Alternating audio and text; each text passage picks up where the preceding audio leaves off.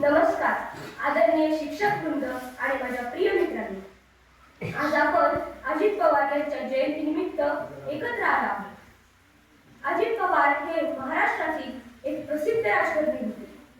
त्यांना अनेक जण प्रेमाने अजितदादा म्हणून ओळखायचे। त्यांनी अनेक वर्षे महाराष्ट्राच्या राजकारणात काम केले असून विविध महत्त्वाच्या जबाबदाऱ्या सांभाळल्या आहेत। त्यांनी उपमुख्यमंत्री आणि अर्थमंत्री यांसारखी महत्त्वाची पदे भूषवली होती। अजित पवार यांनी राज्यातील रस्ते, सिंचन, शेती आणि विकास कामांसाठी विविध योजना राबवण्याचा प्रयत्न केला। त्यांची काम करण्याची पद्धत, वेळेचे महत्त्व आणि त्वरित निर्णय घेण्याची शैली यासाठी ते ओळखले जात होते। विद्यार्थ्यांनी त्यांच्या जीवनातून मेहनत, शिस्त, वेळेचे नियोजन आणि आपल्या ध्येयाकडे सातत्याने प्रयत्न करण्याची प्रेरणा घ्यावी।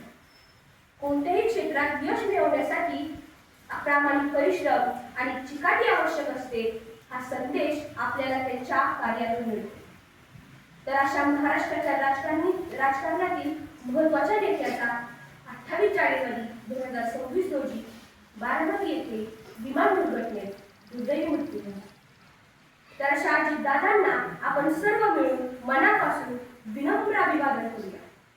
पुढे बोलून मी थांबतो। धन्यवाद।